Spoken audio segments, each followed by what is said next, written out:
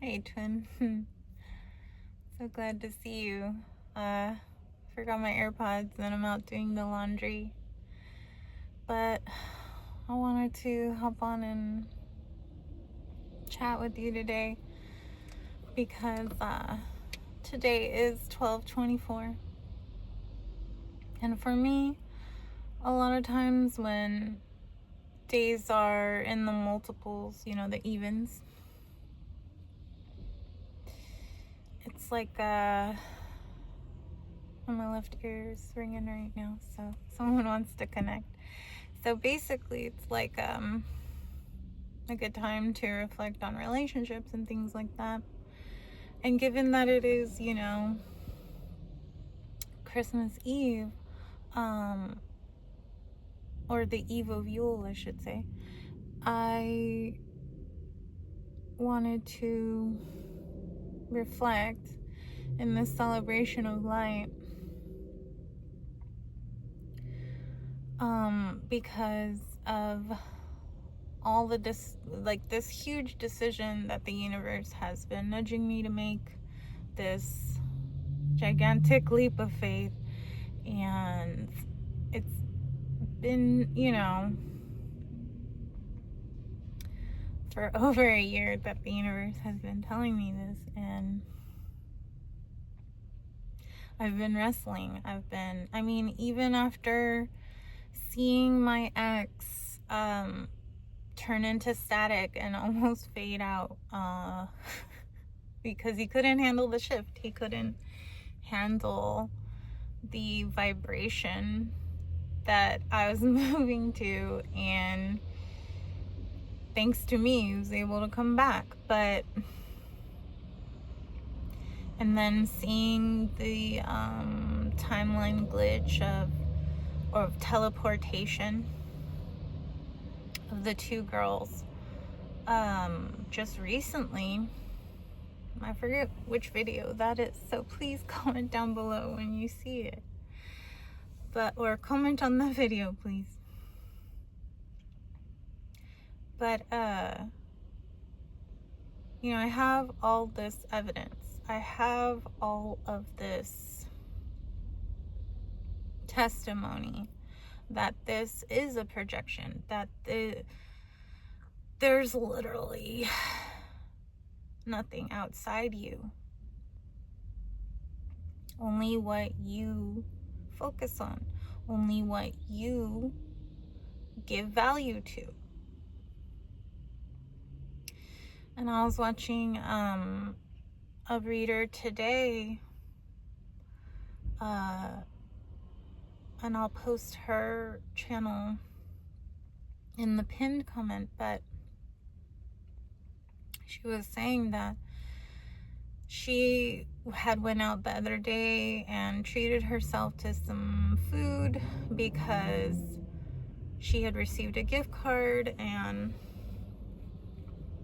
when she went to her favorite restaurant, even there she could see the lack of care and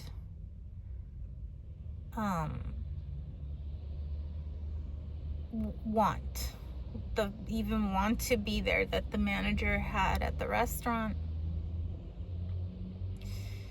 And when she walked out, she said she heard hard truths in her head, and I was like, yeah, I've been saying some hard truths recently, like in my previous video. So let me know how you feel about those. But the hardest truth to realize is that you are the only one who can save you. There is no one coming to save you. There is no one that's going to wave a magic wand except for you. All the power is within.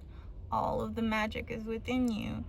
Just a matter of stepping into it, a matter of allowing it to work in your life. And for me to take this last it's, you know, I've been getting all these nudges and all these messages and downloads that when I finally take that step, I'm not going to regret it, that I'm not going to be, it's not going to be like the other times when I took this step. I mean, I've taken this step so many times, but each time I took this step, there was a safety net. But that safety net wasn't very safe. And now that I've cut all those safety nets out of the way, it's time to step off the cliff.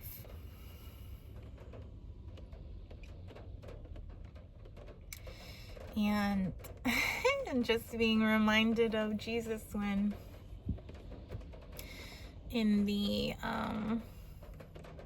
Bible, when I believe he was in the desert, and that is when the devil or himself was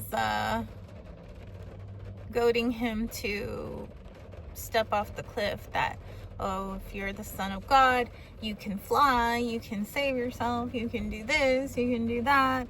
And basically Jesus was saying, and he's speaking to himself this whole time, there is no horned, cloven-footed, breasted, intersex being that's hiding in the shadows. Only if you want him to be there. But otherwise, when Jesus was wrestling with himself in the desert, he reminded himself that yes, he is divinity, that yes, he has the kingdom of heaven within, but it's just a matter of not testing it, of not... That download had came to me another time in another way, but essentially that's the essence of it. And if I remember the exact wording, I'll comment it down below. But yes, you know that you are the creator, but I mean, and many of us have performed amazing physical feats. We do perform amazing physical feats all the time. It's a matter of the vibration. It's cliche to say, but it is true. It's a matter of the vibration, of the frequency of alignment when those certain feats come to fruition, are possible. Everything is possible. Everything is already created. But it's like how I spoke about Pachita manipulating the lattice of the space-time continuum. What is your comprehension of the projection? What is your comprehension of your own capacity? And the conditioning that I came into this experience under is that being the eldest, and especially being a female, at the age of 5, I was basically allowed to assume the role of mother to my younger siblings, to my cousins, because it benefited the adults around me. No, I mean, yes, I had a childhood. I did things. I played video games. I went out. I had fun. But for the most part, I was a babysitter for everybody. The mother hen. And it's kind of just carried on throughout this experience, because in high school, out of my friend group, who I don't talk to any of those people anymore, I haven't for years, and I don't have any intentions of talking to them ever again. But in high school, I would always be the one to, I was always looked at as like,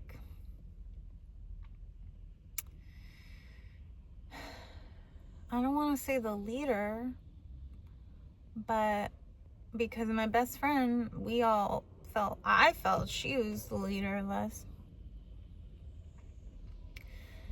But more so like, everyone looked to me for my opinion. Everyone looked to me for the best option, the best solution to things. But I also was the one to speak up for others in our group, and I would go toe to toe with one of my friends many times because of the shit he would say and the shit he would do. But even to this day, in all the places that I worked, it's always been everyone looking to me for, I don't know, the answer, right? Like at the office recently, our director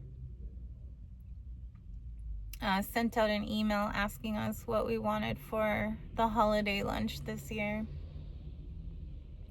And we usually just get the same places that are nearby. They're pretty good, you know. And one of my coworkers, when we decided on what we were gonna get, I told her, I was like, oh, okay, well, just send out the email with the menu. And she's like, no, you do it. I can't do it. You're the one that knows how to talk and this and this and that. I go, girl, just say, hey, here's a menu. This is what we would like to get. Like, that's all you gotta say. That's literally all I said. And she's like, no, I can't. I was like, what am I, the dignitary here? Like, she goes, yes, we need you. And I'm like, well, you're not gonna have me for much longer. But,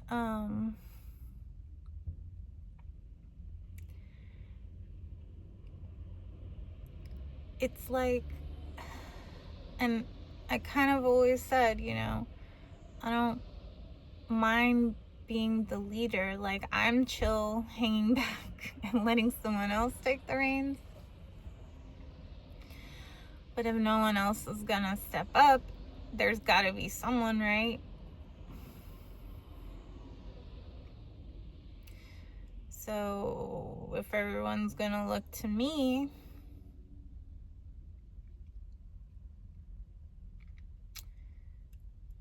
who do I have to look to? Myself, the universe. So I was telling Kathy last night when I visited her, I was like, I've been taking care of people since I was 5 years old. It'd be nice to be taken care of.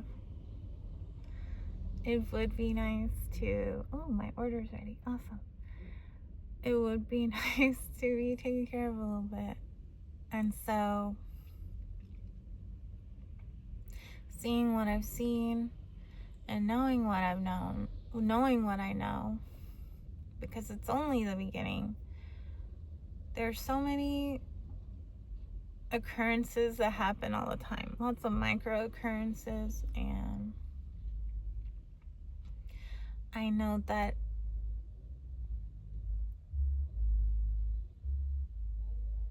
it's like you can't add them all up when they're just kind of becoming normal, to where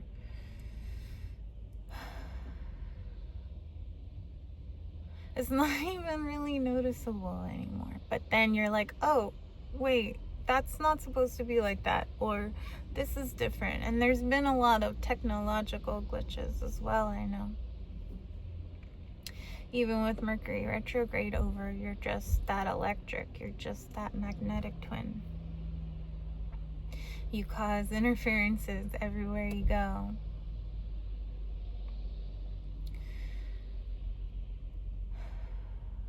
But I did promise that I would help them finish out this current season, because they don't have many people on the team. And if I were to leave now, be pretty fucked up. And I am, humans, this is my ego reasoning with the universe. Humans only have their words and their breath. They don't really have anything else. And while I don't owe them anything, it was pretty cool that the director did, fight to get us promotions, to get us more money when the company didn't leave. So I'm appreciative to her for that. And I can give her that much to support them to finish out this season. But at the toy drive that I went to with Kathy, the reader there, she told me that by Lunar New Year, I must make all the transitions that I am meant to make. And I told her, I was like, yes, the universe has been telling me to leave this, stable, steady office job, something that most people want for themselves, to go off and be a reader and continue making YouTube videos, because it is really draining, to do all of this stuff. But I'm no stranger to hard work. I'm not weak-willed either, because weak will never served anyone.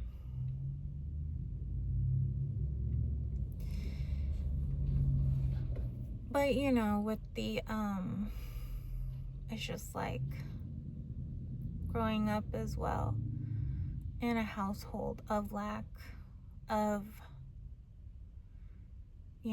I would ask to participate in sports and things like that, and my birth person would blame it on my asthma, even though it was just because she didn't have the money for it. So, it was just a lot of cultivating hyper independence for myself, because I knew I couldn't rely on her. And I did start stealing as a child. I did start taking things, and that went on up until my early 20s. And when I had stolen something after my eldest was born, I realized I had to stop, because that was not something that I wanted to teach to my children. That is not something that I wanted to pass down to them. So I haven't stolen anything since then. Energetically I can't speak, but physically.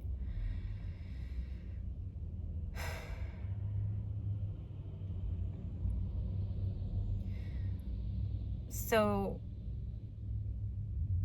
all the decisions that I've made out of lack up to this point, out of hyper independence, who doesn't have credit card debt? Who doesn't have, many people don't have student loan debt, but those are the biggest things that that are hurdles.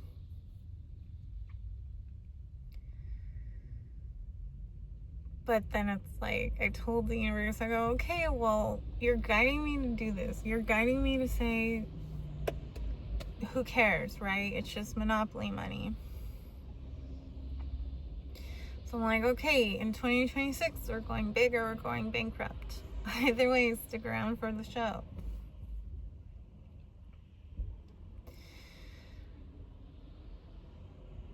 But it was just,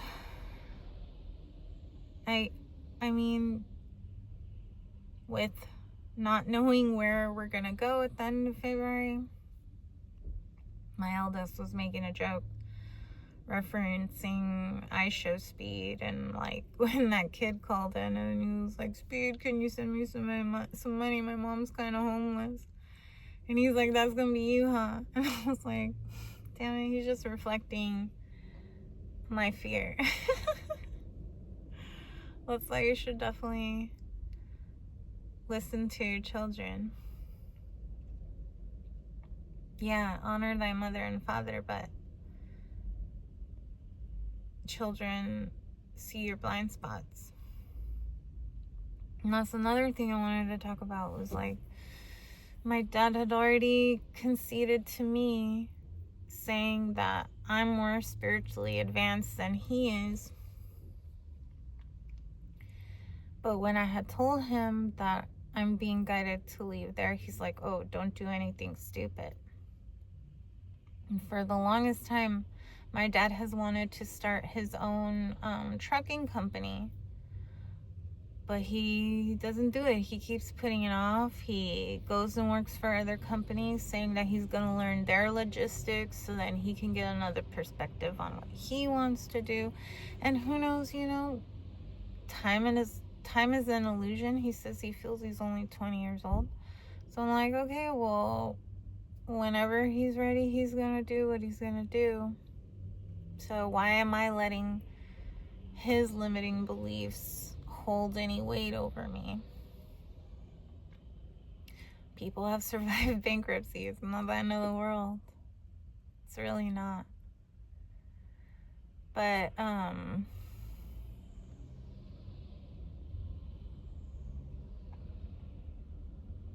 there's something I was going with him saying that. Yes. So, honor thy mother and father is misconstrued a lot as doing everything that they tell you. But when it comes to your purpose, don't let anyone stand in your way. Oh, that was my timer for the laundry, so I'm gonna head out here. But when Mary, Jesus' mother, Yeshua's mother, tried to interfere in him pursuing his purpose in many moments throughout the telling of his life, he always reminded her of the reason why he incarnated and the purpose, the service that he was meant to provide.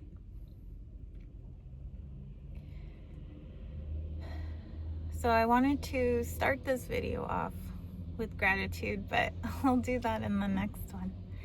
And I'll end this video with gratitude twin. I'm so grateful for you and all the love and support and energy that we share in these moments. And I truly, truly cherish them to the core of my being. And I'm just so grateful for all the rain that we're having right now, because it's gonna bring us such a lovely, abundantly beautiful summer. And I'm so looking forward to all the fun that we're gonna have in the coming year. I'll see you in the next one, okay? Take care out there. Have fun. Happy Yule. Love ya.